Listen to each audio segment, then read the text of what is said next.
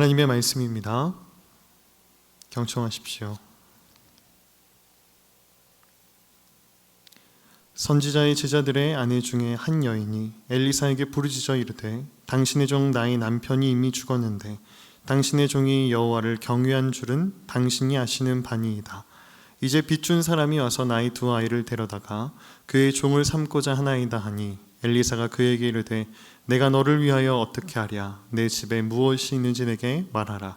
그가 이르되 계집종의 집에 기름 한 그릇 외에는 아무것도 없나이다 하니 이르되 너는 밖에 나가서 모든 이웃에게 그릇을 빌리라.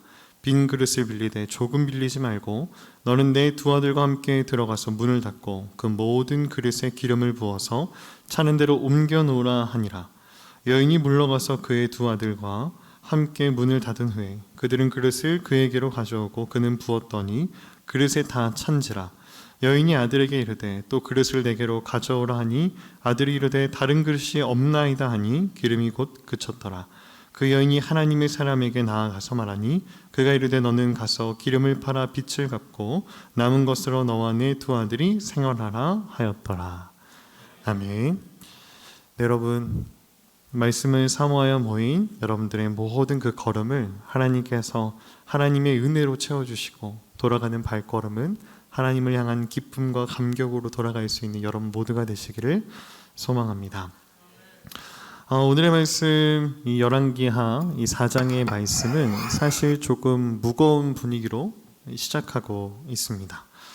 오늘 본문 1절의 말씀을 보게 되면 선지자 엘리사를 찾아온 한 여인의 이야기로 오늘의 본문이 시작되고 있습니다. 제가 1절을 읽어드리도록 하겠습니다. 선지자의 제자들의 아내 중에 한 여인이 엘리사에게 부르짖어 이르되 당신의 종 나의 남편이 이미 죽었는데 당신의 종이 여호와를 경외한 줄은 당신이 아시는 바니이다. 이제 빚준 사람이 와서 나의 두 아이를 데려다가 그의 종을 삼고자 하나이다 하니. 여러분, 엘리사에게 한 여인이 다가와서 무릎을 꿇고 부르짖어 외칩니다. 그 여인이 어떤 여인일까요? 오늘의 말씀을 보게 되면 선지자의 제자들 중에 제자들의 아내 중에 한 여인이라고 합니다. 그러니까 한마디로 말하면 하나님의 말씀을 전하는 이 선지자였다는 것이죠. 선지자의 아내라는 것이죠.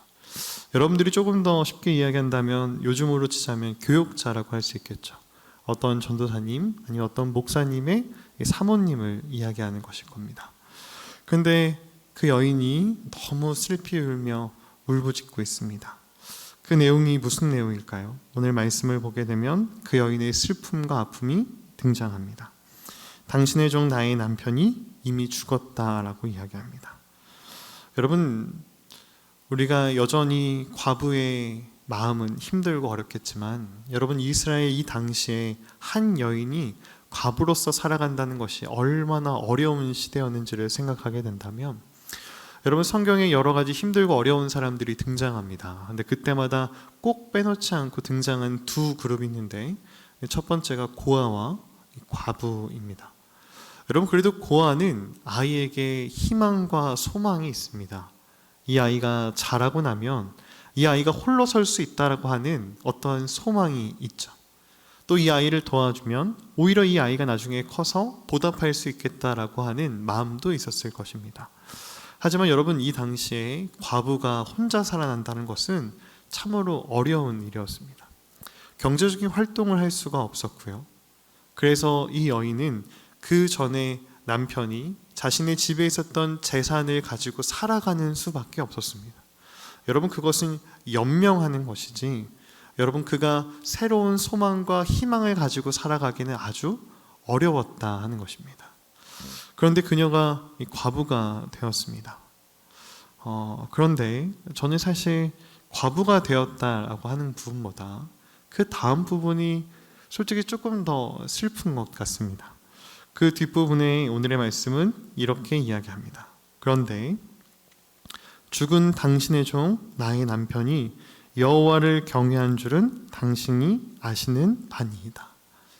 하나님을 믿고 하나님을 따르고 누구보다 앞장서서 하나님의 말씀을 전하였고 그러한 믿음의 삶을 살아갔던 남편이 죽게 되었다는 것입니다. 여러분, 남편이 힘들고 어려움 가운데 있고 또한 자신들의 가정을 돌보지 않고 하나님을 온전히 믿지 않고 살아가던 어떤 남편이 죽었다가 아니라 하나님의 말씀을 무엇보다 소중하게 여기며 그 말씀을 지키며 살아갔고 말씀을 전하는 삶을 살아갔는데 그 가정에 찾아온 것은 기쁨과 감격이 아니라 복이 아니라 형통이 아니라 죽음이었다 하는 것입니다. 여러분, 사실 이것도 얼마나 큰 아픔입니까? 과부가 됐다는 것도 아픔입니다. 그런데 그 과부의 아픔이 하나님을 향한 믿음 때문에 닥쳐오게 됐다는 것이 여러분 얼마나 큰 아픔입니까? 이 아픔을 하나님께 이야기할 수 없으니 이 여인의 마음이 얼마나 답답했을까요? 그런데 여러분, 여기서 끝나는 것이 아닙니다. 말씀을 보게 되면 그 뒷부분이 또 등장합니다. 거기다가 빚준 사람이 와서 나의 두 아이를 데려다가 그의 종을 삼고자 하나이다. 하나님의 말씀을 전하기 위해 살아갔던 그 한 가정이 어찌 보면 믿음을 전하기 위해서 가난이 찾아왔고 그 가난 때문에 죽임을 당할 수도 아마 있었을 것입니다. 그런데 그것이 한 사람의 죽음으로 끝나는 것이 아니라 이 집에 빚이 되었고 그 빚이 커져서 결국은 두 아이를 빼앗길 수밖에 없는 상황에 놓이게 되었습니다. 이 말씀을 보면서 좀 조심스럽지만 이 여인과 이 두 아이, 나중에 뒤에 보게 되면 두 아들이라고 등장하는데 이 엄마와 두 아들의 마음 가운데 하나님은 어떠한 하나님이었을지 한번 생각해 보게 됩니다. 자신의 남편이, 자신의 아버지가 평생을 걸쳐 하나님의 말씀을 붙잡고 살아갔습니다. 그런데 결국은 죽음을 맞이하게 되었습니다. 자신의 가정들은 빚을 지게 되었고 자신의 소중한 아들들이 종으로 팔리게 되었습니다. 아니, 내가 종으로 팔리게 되었습니다. 여러분, 그런 가정 앞에 하나님은 과연 어떤 하나님으로 여겨질까요? 은혜와 사랑의 하나님으로 여겨질까요? 제가 생각했을 때 어찌 보면 참 너무한 하나님처럼 여겨질 수 있다고 생각합니다.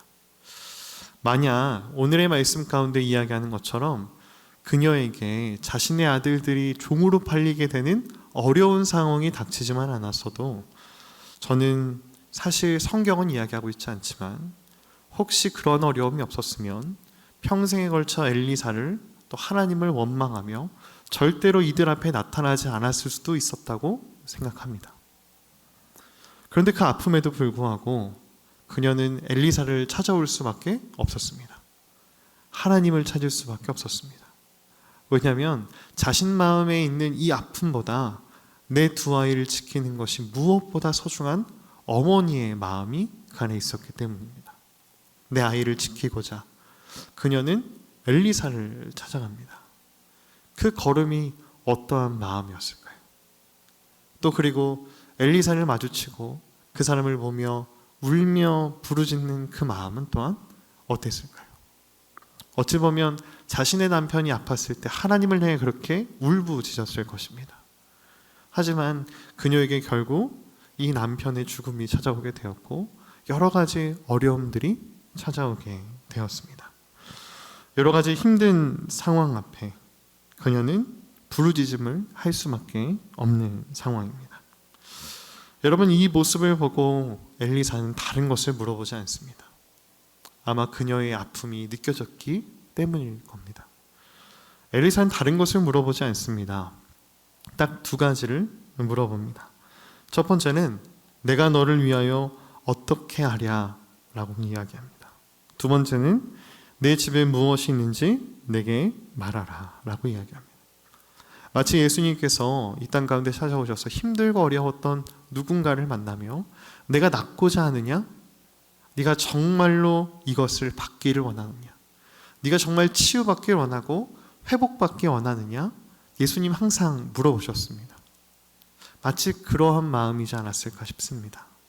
이 여인의 마음을, 그 아픔을 아는 엘리사의 이 말을 통하여 이 여인은 대답하게 됩니다.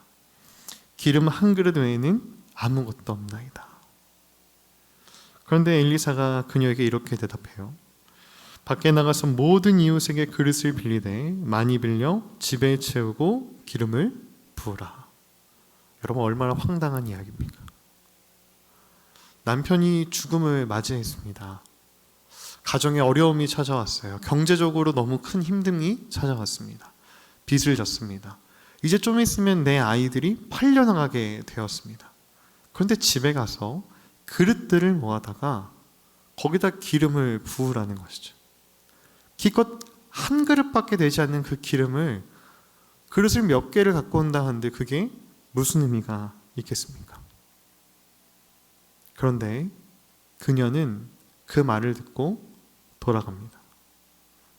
그리고 자신의 아들들에게 그것을 이야기합니다. 여러분, 아들들은 얼마나 황당하였을까요? 어머니가 아마 가기 전에 이야기했을 겁니다. 내가 엘리사 선지자를 만나러 가겠다. 내가 도와달라 이야기하겠다. 아마 어찌 보면 이 여인이, 이 아들들이 기대했던 것은 그들이 함께 기도하고 함께 마음을 모아서 어떠한 금액을 전해주기를, 이 빚을 청산하여서 아들들을 지켜주기를 아마 원했을 것입니다. 그런데 어머니가 물어온 해답은 생뚱맞은 것입니다. 이웃들을 찾아가서 그릇을 빌려오라는 것입니다. 이제 좀 있으면 종으로 팔려가게 된 상황에 그릇을 빌려오라니요. 여러분, 그 아들들이 웃어넘길 수 있었습니다. 말도 안 된다 이야기할 수 있었을 것입니다. 제가 이 가정을 볼 때 안타까움은 믿음으로 인한 아픔입니다. 하나님이 믿어졌으면 얼마나 좋았겠습니까? 하지만 하나님으로 인한 어려움이 찾아왔으니 그들의 마음 가운데 굳은 믿음을 이야기하기는 어려웠던 상황일 것입니다. 하지만 그들은 그 말을 듣고 우습게 여기지 않았습니다. 말씀을 보면 이 아내와 이 아들들은 이웃을 찾아가 그릇을 빌려왔을 것입니다. 문을 두드리고 이야기했겠죠. 그릇 좀 빌려주시죠. 그릇 좀 빌려주세요. 여러분, 이 상황이 참 아이러니하고 이상해 보입니다.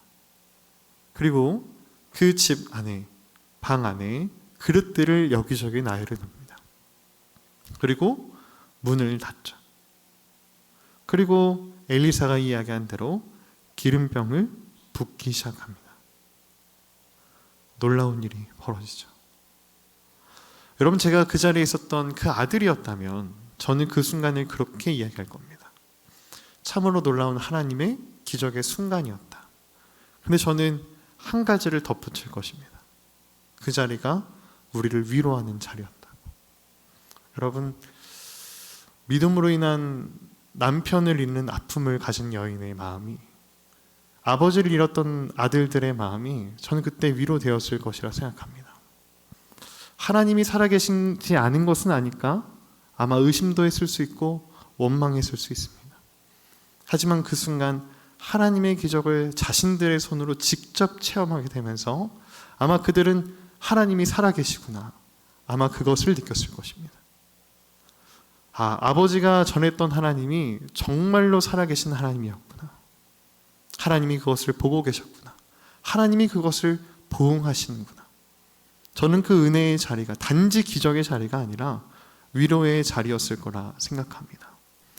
여러분, 믿음을 가지고 살아간다는 것이 참으로 기쁘고 세상적으로 성공적인 모습만 있다면 참 좋겠지만, 여러분, 믿음의 사람에게도 어려움이 찾아옵니다. 아쉬운 이별이 찾아옵니다. 힘들고 어려움들이 찾아옵니다. 대체 이것을 하나님의 뜻을 알지 못하게 되는 여러 가지 아픔들이 우리를 찾아옵니다. 그 모든 순간 앞에 우리의 믿음이 흔들릴 수도 있다고 생각합니다. 그런데 하나님은 이 가족을 회복시키는 과정을 바라보게 됩니다. 우리는 이 잠깐의 순간 앞에 하나님의 있고 없음을 이야기합니다. 하나님이 나를 사랑하는지 사랑하지 않는지를 이야기합니다. 하나님의 능력을 이야기합니다. 하지만 여러분, 성경을 보면 하나님은 단지 이 세상에서, 우리의 이 시간에서 모든 것들을 역사하셔서 또한 우리에게 이루기도 하시지만, 우리의 이 생을 뛰어넘는 모든 영생을 이야기하는 하나님이시기에 하나님은 보응하신 하나님으로서 모든 것에 합당한 열매를 맺게 하실 것입니다. 하나님에 대한 기쁨과 감사와 그 한 사람의 수고와 헌신과 그 아픔을, 그 순교함을 바라보시고 응답하신 하나님을 오늘의 말씀 가운데 발견하게 되죠. 여러분, 이것이 우리의 믿음과 소망이 되기를 소망합니다. 여러분, 또 오늘의 말씀 가운데 저는 이 그릇을 준비하는 것이 참 의미 있다 생각합니다. 분명히 여러분, 미리 엘리사는 기름이 채워질 것을 먼저 말하였습니다. 단지 그릇을 빌려라 이렇게 이야기하지 않았습니다. 그릇을 빌려서 거기에 기름을 부어라, 차는 대로 옆에 두라 이야기하였습니다. 힌트를 다 준 게 아니라 그냥 정답을 이야기해 줬습니다. 그런데 여러분, 이 기름이 언제까지 채워졌나요? 그들이 준비한 그릇이 끝날 때까지 채워졌던 것이죠. 여러분, 저는 오늘 아까 처음에 불렀던 찬양이 오늘 집을 나서기 전이라는 찬양이죠. 저번에도 한번 이야기했지만 저희 할머니 할아버지가 참 좋아하셨던 찬양입니다. 교회를 갈 때, 준비할 때 그 찬양을 부르곤 하셨는데 저도 한 번씩 예배를 준비할 때 그 찬양이 생각이 납니다. 근데 여러분, 찬양의 가사 가운데 이런 가사가 있죠. 그 가사 가운데 1절의 가사가 이렇습니다. 오늘 집을 나서기 전 기도했나요? 오늘 받을 은총 위에 호소했나요? 이게 어렸을 적에는 그렇게 크게 와닿지 않았습니다. 그냥 기도해야지 정도였습니다. 그런데 오늘부터 이 말씀을 볼 때 그 말씀이 생각이 납니다. 내가 하나님께 기대하고 소망하는 그릇만큼 하나님이 채워주시는 것이구나. 여러분, 하나님의 은혜는 하나님의 것입니다. 하나님이 부어주시는 것이죠. 그런데 여러분, 놀라운 것은 부어주시는 분은 하나님이시지만 받는 것은 우리가 받는다는 것이죠. 여러분, 많은 은혜를 기대하며 소망하는 사람은 더 많은 은혜를 받아갑니다. 여러분, 그저 왔다 그저 가는 사람과 하나님의 말씀을 사모하여 이 예배의 자리를 바라보는 사람은 다른 것을 담아갑니다. 분명 같은 것이 나가는데도 불구하고 다른 것을 받아가죠. 여러분들은 예배의 시간 가운데 무엇을 기대하며 나오시나요? 그냥 일주일에 어떠한 시간, 그 시간을 사모하는 것이 아니라 여러분, 그 시간을 통해 우리에게 주시는 하나님의 은혜를 사모하시기를 바랍니다. 하나님은 여러분들을 위한 은혜의 기름을 준비하십니다. 그리고 여러분에게 그것을 부어주고자 하십니다. 그러니 여러분, 그것을 받으시죠. 많은 것을 품으시죠. 하나님이 여러분에게 준비하신 그 모든 은혜를 여러분 누리시기를 소망합니다. 여러분들이 이 나라를 위해서 기도하는 기도가 이 기도의 자리에서 응답이 있는 기도가 되기를 소망합니다. 여러분들이 여러분의 가정을 위해서 기도하는 그 가정의 그 기도의 제목이, 여러분들의 자녀를 위한 그 기도가 하나님의 응답이 있는 기도가 되기를 소망합니다. 여러분, 우리가 함께 모여 기도하는 우리의 기도의 자리가, 우리의 삼송교회가 하나님 보시기에 아름다운 기도로 가득 찰 수 있는 믿음의 그릇들로 이 기름이 넘치도록 흐를 수 있는 아름다운 풍성한 은혜의 자리가 되기를 소망합니다. 여러분, 그런 믿음의 소망을 가지고 오늘 하루를 살아갈 수 있는 그런 여러분들 되시기를 간절히 소망합니다. 이제 기도하겠습니다. 사랑이 많으신 아버지 하나님, 참으로 감사합니다. 하나님, 우리가 하나님의 은혜를 사모합니다. 하나님, 우리가 하나님의 전에 나올 때마다 그저 왔다 그저 돌아가지 않게 하여 주옵시고, 하나님, 우리들의 마음이 성령의 기름으로 흘러넘칠 수 있는 은혜가 있게 하여 주시옵소서. 우리의 믿음의 그릇을 준비합니다. 하나님에 대한 기대와 소망과 희망을 가지고 나아갑니다. 하나님, 우리가 준비한 그 믿음이 하나님의 은혜로 채워지는 아름다운 우리의 기도의 간증들이 넘쳐나게 하여 주옵시고, 하나님, 더욱더 많은 것을 하나님께 가지고 나와 기도할 수 있는 믿음의 걸음걸음이 되게 하여 주시옵소서. 우리의 삶이 하나님과 함께 동행하기를 원합니다. 하나님, 우리의 모든 기도의 자리가, 우리의 삶의 자리가 하나님의 그 뜻을 맛보고 하나님의 은혜를 맛보는 은혜의 자리가 되게 하여 주시옵소서. 이 모든 말씀 우리를 사랑하시고 우리와 함께 하시는 예수 그리스도의 이름으로 간절히 기도합니다. 아멘.